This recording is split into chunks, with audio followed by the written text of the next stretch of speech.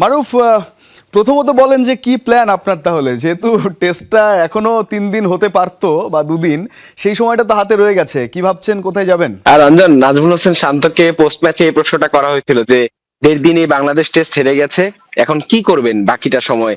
বাংলাদেশের ফিরতি ফ্লাইটের টিকিট কাটা আছে 27 তারিখ, আমি জানি না সেটা এগিয়ে আনা হবে কিনা। তবে শান্তকে যখন এই প্রশ্নটা করা হলো, শান্ত বলেছে যে তিনি ঘুমাবেন। হ্যাঁ, তো অফ ক্যামেরায় তিনি বলেছেন যে ঘুরতে যাবেন। তো আমিও সেটাই করব, ঘুরতে যাব, যেহেতু এখনো ফিরতি ফ্লাইটের আসলে অনেক সময় বাকি আছে।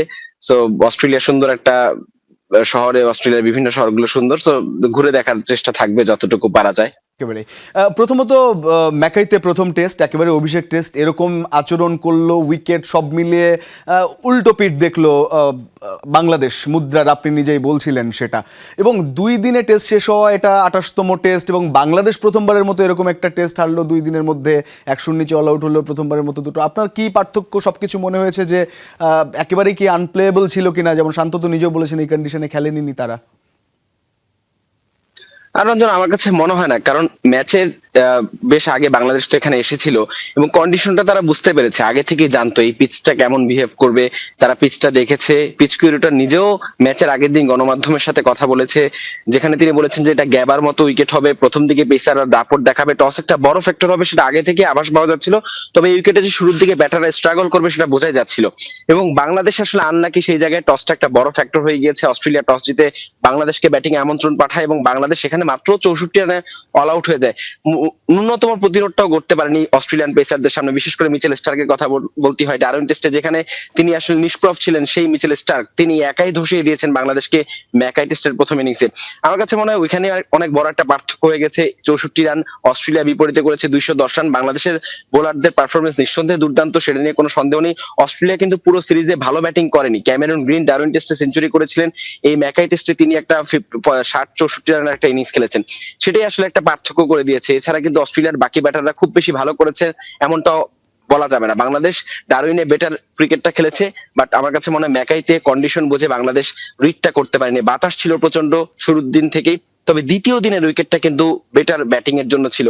পিচ কিউরেটরও বলছিলেন যে প্রথম দিকে পেসাররা দাপট দেখাবে, তবে দ্বিতীয় দিন থেকে উইকেটটা আরো বেশি ভালো হবে। আজকে প্যাট কামিন্স পোস্ট ম্যাচে বলছিলেন যে দ্বিতীয় দিনের উইকেটটা অনেক ভালো ছিল ব্যাটিং এর জন্য, তবে অস্ট্রেলিয়ান বোলাররা ভালো করেছে, বাংলাদেশ সেই জায়গায় তাদের মেরিটটা বুঝে খেলতে পারেনি এবং বাংলাদেশ ব্যর্থ হয়েছে। মাত্র 95 রানে দ্বিতীয় ইনিংসে গুটিয়ে গেছে।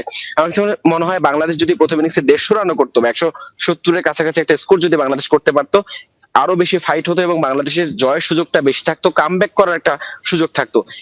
যখন আপনি 120 রানে পিছিয়ে থাকবেন বা 140-45 রানে পিছিয়ে থাকবেন প্রথম ইনিংসে, সেই জায়গা থেকে এমন কন্ডিশনে আসলে যেখানে আপনার রাইট। পেসাররা সুবিধা পাচ্ছে, স্টার কামিন্সরা আছে, বাতাসের বিরুদ্ধে আপনাকে খেলতে হচ্ছে, সেই জায়গায় আসলে অনেক বেশি কঠিন 145 রান টপকে আপনার টার্গেট দিয়ে আবার দ্বিতীয় ইনিংসে কামব্যাক করাটা। বাট আমার কাছে মনে হয় ইনিংস হার সেটা আসলে এক্সপেক্ট করিনি। 1.5 দিনে বাংলাদেশ হেরে যাবে সেটা একেবারেই প্রত্যাশা ছিল না।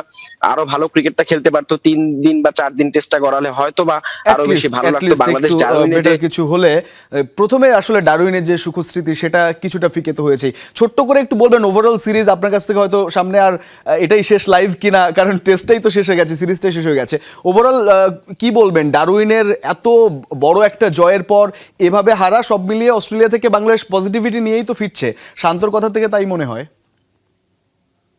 রঞ্জন, শুধু শান্তর কথা নয়, আমি গত কয়েকদিন অস্ট্রেলিয়ার রাতে খেতে গিয়েছি বা দুপুরে যেখানে গিয়েছি, অস্ট্রেলিয়ান সমর্থকরা বাংলাদেশকে নিয়ে এত প্রশংসা, যখনই আমাদেরকে দেখেছে বা বাংলা ভাষা মুখ থেকে শুনেছে, জিজ্ঞেস করেছে নিজ থেকে এসে বাংলাদেশি সমর্থক কিনা বা আমরা কি করছি, খেলা দেখতে এসেছি কিনা। তো আমাদের পরিচয় পাওয়ার পরে আসলে অনেকেই বাংলাদেশের প্রশংসায়, তানজিদ তামিম, শরীফুল, হাসান মাহমুদের প্রশংসা করেছে। বাংলাদেশ এত ভালো ক্রিকেট খেলেছে তারা বিস্মিত, এবং বাংলাদেশের প্লেয়ারদের নাম কিন্তু জানতো না। কিন্তু এই ডারউইন টেস্টে বাংলাদেশের এই জয়ের পরে বাংলাদেশের প্লেয়ারদের নাম আপনি যদি জিজ্ঞেস করেন, এখানকার যারা ক্রিকেট ফলো করেন অস্ট্রেলিয়ানরা, সবাই বাংলাদেশের এই প্লেয়ারদের নাম বলতে পারবে। আমার কাছে মনে হয় বাংলাদেশ যে পজিটিভ মেসেজটা দিতে চেয়েছিল সেটা দিতে পেরেছে। শান্ত যেমনটা বলছেন, এইখানে কিন্তু ভারত 36 রানে অল আউট হয়েছিল, যদিও তারা রাইট। সিরিজ জিতেছিল। বাংলাদেশ ডারউইন টেস্টে জিতবে এটা কিন্তু আমরাও যখন এসেছিলাম, আড়াই আড়াই 5 দিন খেলা হবে, সেটা বাংলাদেশ থেকে যেসব গণমাধ্যম কর্মী এসেছিল, সমর্থকরা ছিল, সবাই এমনটাই ভেবেছিল। বাংলাদেশ এমন একটা জয় তুলে নিবে ডারউইনের মাটিতে, সেটা কেউ কল্পনাও করেনি। সো বাংলাদেশ ইতিহাসটা করেছে। আমার কাছে মনে হয় বাংলাদেশ দিন শেষে পজিটিভ মেসেজটাই দিয়েছে অস্ট্রেলিয়াতে, ভবিষ্যতে যাতে বাংলাদেশের 23 বছরের যে অপেক্ষা সেটা নিশ্চয়ই আর হোপফুলি ভবিষ্যতে এবং সেটা আরো নাজমুল কম শান্তর হবে যে বা তত চাওয়া দ্রুত যে এই আসলে 23 আবারও খেলা বছর যাবে। অপেক্ষা যাতে না হয়, আরো যাতে টেস্ট পায় বাংলাদেশ। অসংখ্য ধন্যবাদ, আপনি এনজয় করেন বাকি ট্যুরটা। হাসান আল মারুফ যুক্ত হয়েছিলেন আমাদের সঙ্গে ম্যাকাই থেকে।